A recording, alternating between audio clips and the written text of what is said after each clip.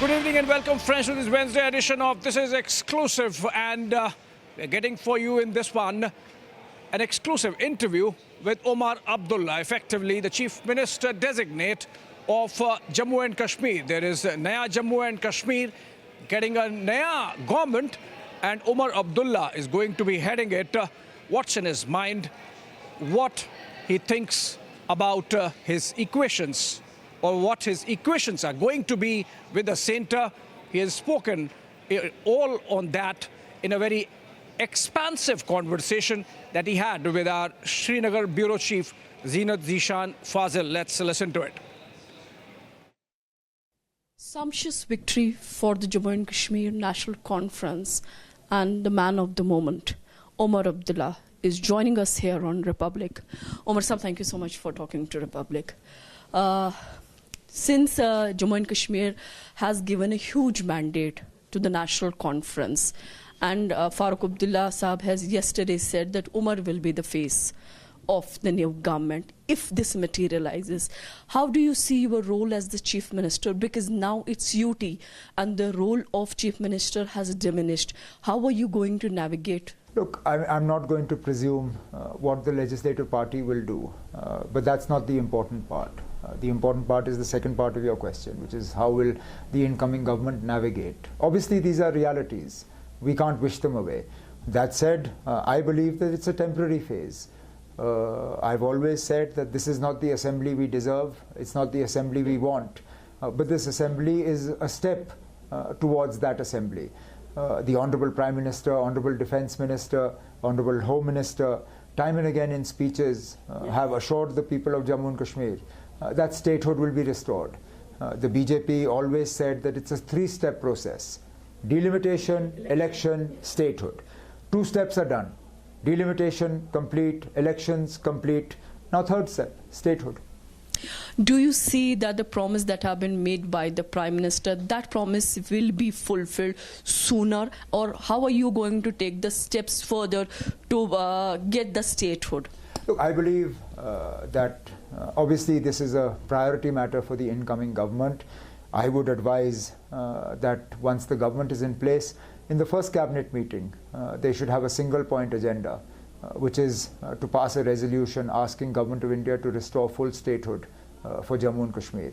And then the Chief Minister, perhaps accompanied by some of his ministers or even on his own or her own, should travel to Delhi, meet the Honourable Prime Minister, Home Minister and others, present them with this cabinet resolution and ask them. Look, I think the people of Jammu and Kashmir deserve some sort of recognition and some reward and appreciation for the way in which they participated in this election. The Prime Minister has welcomed the turnout. The Prime Minister has, in his tweets yesterday, talked about how Jammu and Kashmir was very much a part of the Indian democratic setup. And the people of Jammu and Kashmir willingly came out. There's not a single complaint of a voter being forced to come out and vote. So the large turnout that you had came from people who willingly went to the polling booths and cast their votes. I think they deserve some sort of recognition for this. And the best recognition this government can give is to restore statehood, because it's an issue on which there is no division. On 370, I can understand. There are huge divisions, regional, political, everything. 370 is an issue on which there is no division. BJP, Congress, National Conference, everybody says restore statehood. So do it. But now we see that as long as J&K is going to be UT, the more the powers will be with the Lieutenant Governor. Well, obviously a lot of that depends on the Lieutenant Governor. I'm sure that the incoming elected government will not look for a fight with the Lieutenant Governor, will not provoke a fight with the Lieutenant Governor. But it's also for the Lieutenant Governor to recognize that he's no longer the sort of unchecked leader of Jammu and Kashmir. There is now an elected government, and that elected government carries more credibility than a nominated Lieutenant Governor. So I think the two will have to find a way to work together. How are you going to take the path further with your alliance partner, who couldn't do much better as expected? They are now in the single digits. So you being the majority stakeholder, how are you going to take it further as far as the ministerial berths are concerned and other things? We're not in the business of conducting coalition negotiations in the public domain. Obviously, these are matters that are going to have to be discussed. There's going to be some amount of give and take that is necessary, and we'll do that. We are reasonable and responsible political parties. This is not the first coalition that we are a part of. So give us some time, and we'll put things into place.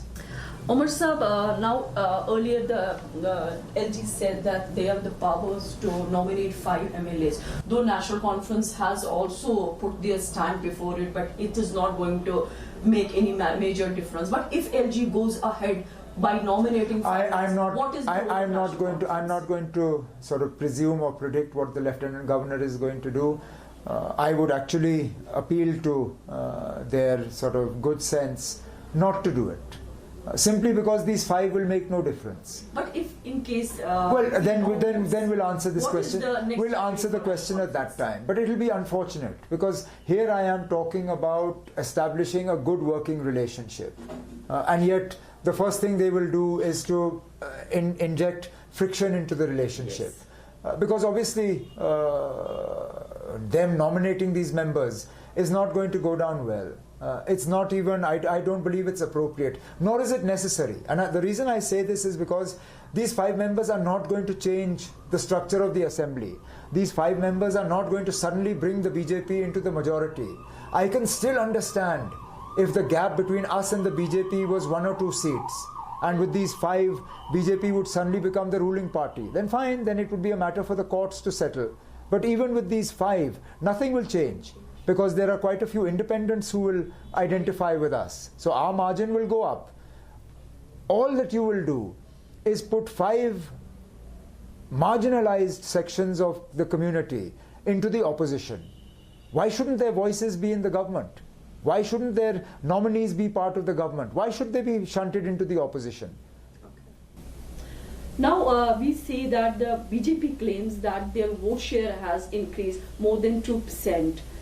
Than what was there in the kitty in 2014 elections. And National Conference has also gradually increased their... Vote share is a consolation prize. You talk about vote share when you don't win elections. BJP is not talking about vote share in Haryana. Yes. Why are they not talking about vote share in Haryana? क्योंकि वहाँ हुकूमत बनी ना, वो हुकूमत से ही खुश हैं. यहाँ हुकूमत नहीं है तो वोट शेयर की बात आ जाती है. Leave vote share, कोई बात नहीं. How would you take care of the aspirations of the people from the Jammu region? Because National Conference has done I think it is very important that the incoming government gives a sense of ownership to Jammu. Jammu has a lot of angst, a lot of a lot of unhappiness that didn't reflect in the vote. Surprisingly, even though in our campaign we kept hearing complaints regarding Darbar move, regarding employment, regarding electricity, water, all sorts of things. When it came to voting, then voting was done on different sort of patterns. But it would be wrong to punish people just because they didn't vote for the coalition. And therefore, this government has a responsibility to be a government for everybody, whether they voted for us or not, whether they voted at all or not. Because by that logic, then 80% of Srinagar didn't vote. So does that mean this government does not represent those 80% of Srinagar? We owe it to the people of Srinagar, even if they didn't come to vote, to deliver on our promises to them. And similarly, we owe it to the people of Jammu. This government is as much theirs as it is anybody else's. Omar Saab, security has always been a major challenge for the Jammu and Kashmir, given the kind of neighbors it shares the boundaries with. Though the home doesn't come directly with the sitting government now, but how are you going to take care? Because many statements were floated that they are the ones who want to spread terrorism, but people have shown what they want on ground. So how are you going to take? Well, it's again one of those sort of tricky balancing acts that we'll have to negotiate. Give us time. At the moment, we have no sort of relationship at all with the Lieutenant Governor. He doesn't know us, we don't know him. So give us time to figure out how to work with each other. But again, I make the point that I believe this is a temporary phenomenon. The people of Jammu and Kashmir deserve to be given their statehood back. And when that is done, then all these matters will be for the union government. Things will fall in line. I believe so, but things will fall in line before that also. We're not irresponsible people. One last question. What is your vision for the people of Jammu and Kashmir? Well, I think in large parts that vision is already outlined in the manifesto. I don't have to say more than that. Anything that you want to focus if you assume the chair? I think there are far too many things we want to focus on. The thing will be, what should we put on the back burner, because there are so many issues that trouble people, and obviously we will have to address as many of them as possible. If you can name. Oh, far too many to mention, but I mean, you live here, you know what those issues are. I'm grateful for joining us here, for talking to Republic and sharing your vision. Thank you so much, Omar Abdullah.